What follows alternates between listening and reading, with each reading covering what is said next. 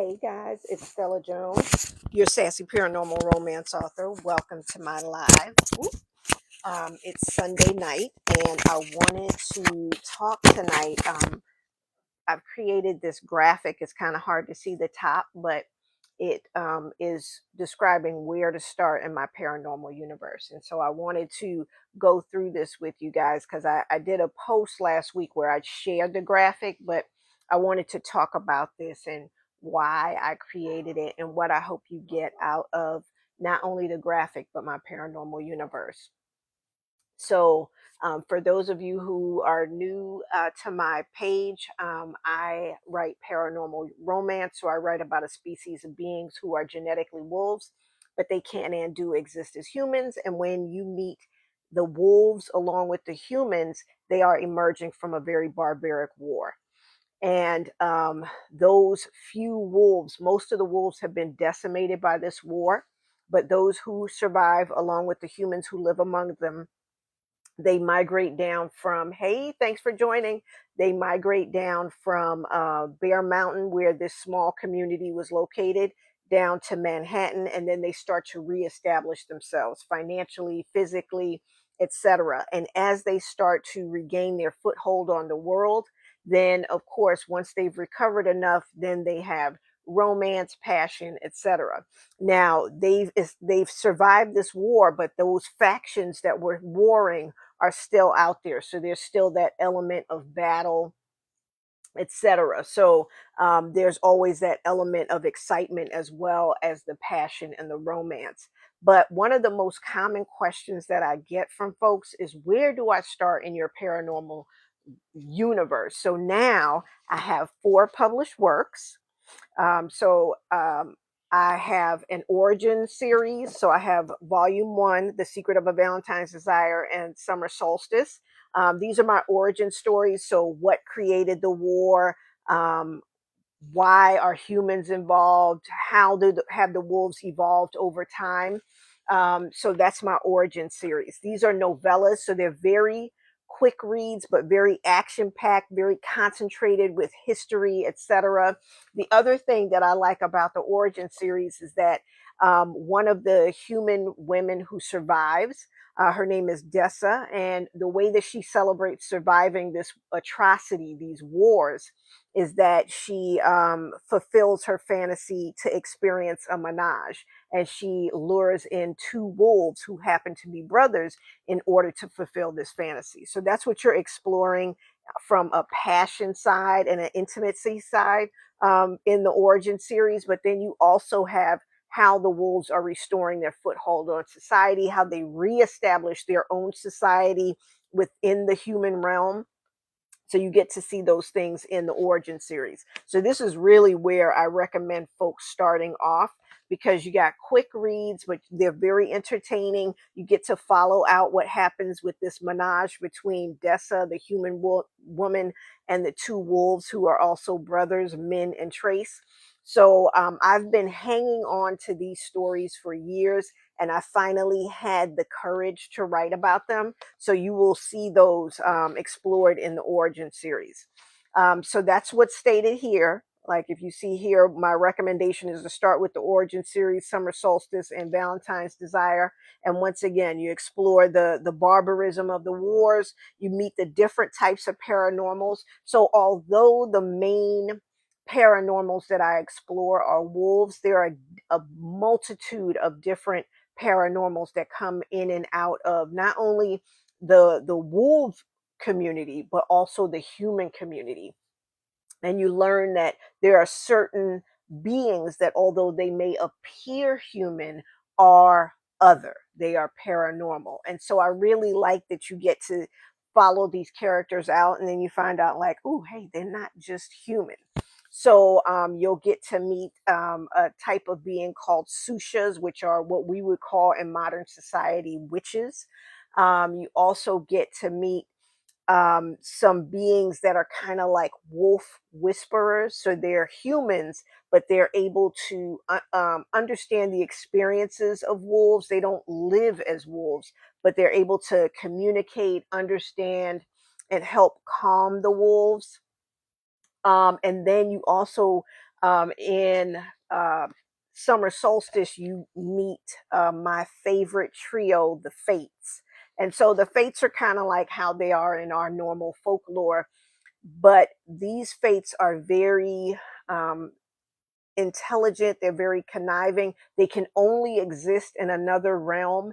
And so they manipulate human beings and wolves through actions, whether in dreamscapes or sometimes they, excuse me, can function telepathically with some of the humans and some of the wolves. So it's very interesting to meet and engage with the fates and how they have been manipulating the universe and inciting some of these battles and these conflicts.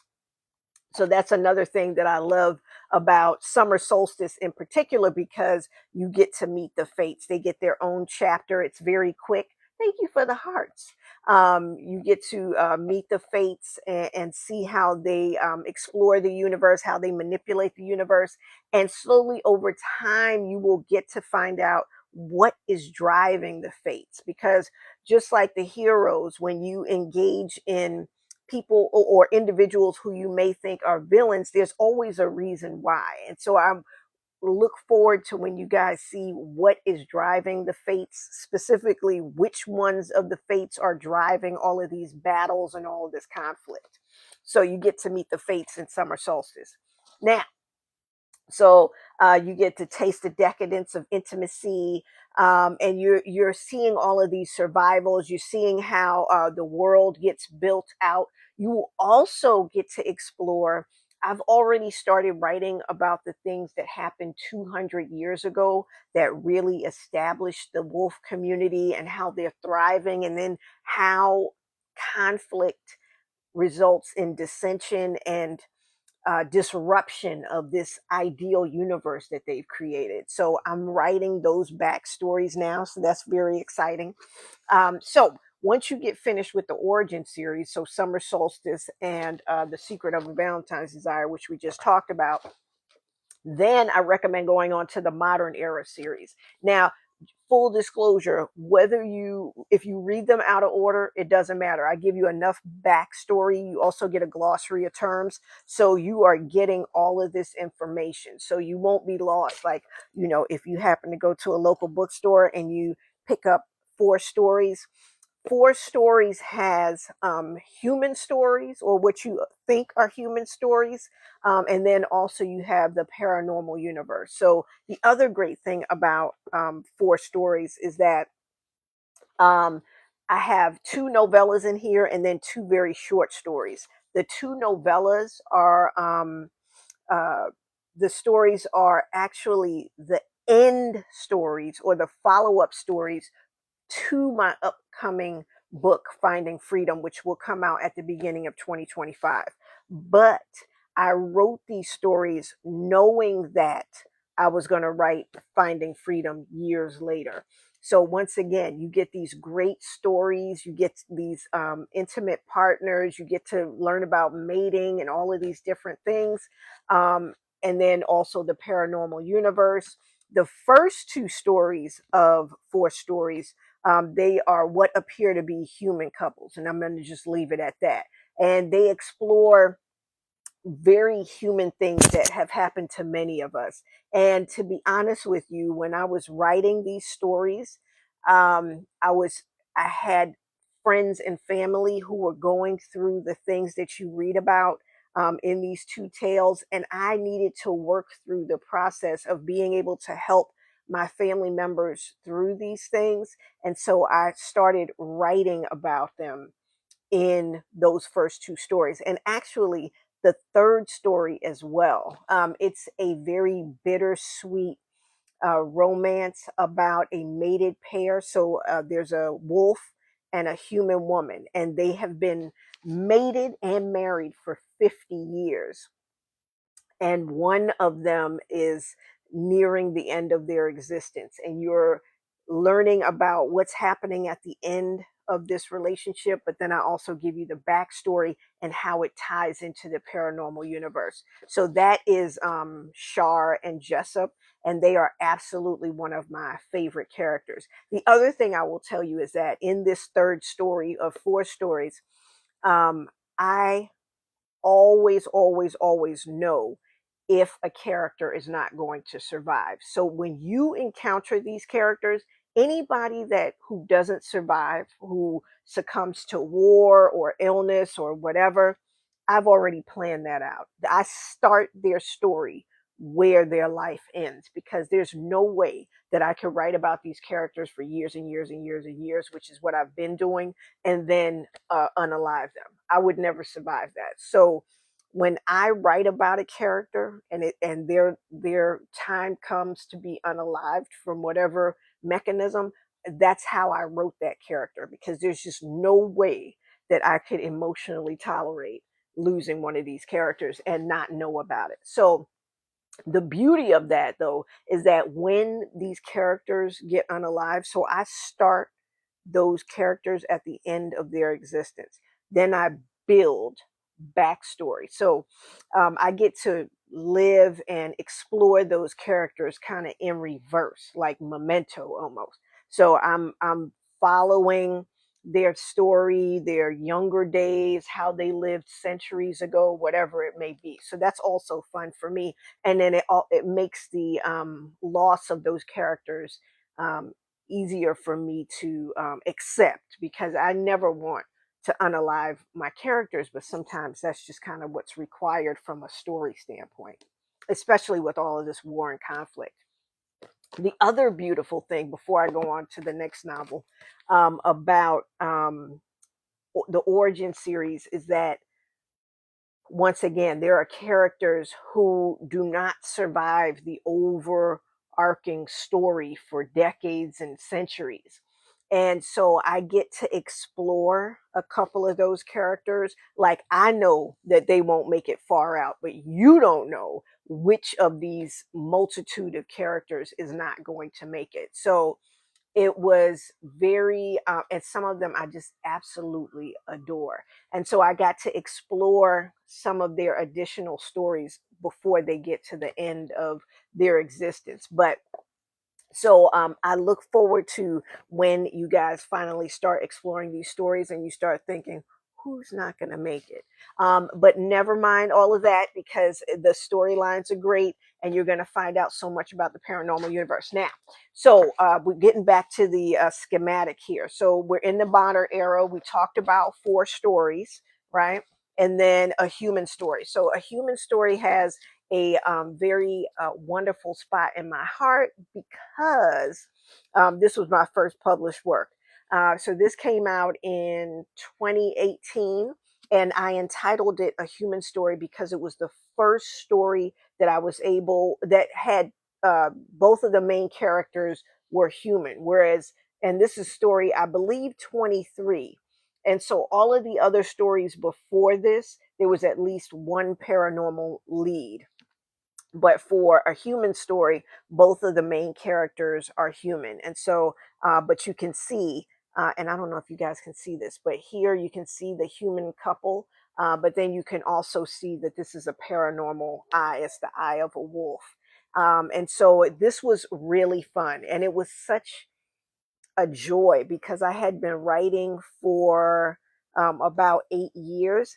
And this also was the first story that I was able to complete start to finish in a very short period of time. So, probably from the time I started writing to when I had the cover done, the formatting, the editing, it was like 10 months. It was super, super fast. I mean, there are still stories from 13 years ago when I started writing that I still haven't finished. So this was such an absolute joy. So a human story is the modern era. So once again, we're getting to a point where, people beings have survived, or they've been unalived.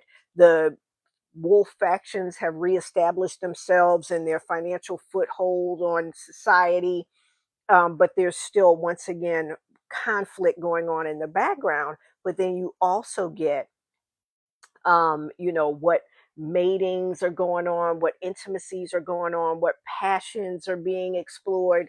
So, A Human Story is a great book. And the reason why I really like it is that you guys are getting introduced to the female lead, who is actually a secondary character in the origin series, and she finally gets um, her time to shine as the lead in a human story. Now, also, this was the first published work from 2018, so I get to give you her backstory in these two books, although she's a secondary character. But she's a firecracker, but she is very sweet, and she is instrumental in helping the wolves survive, as well as keeping bound together and strengthening a collective of very savvy humans.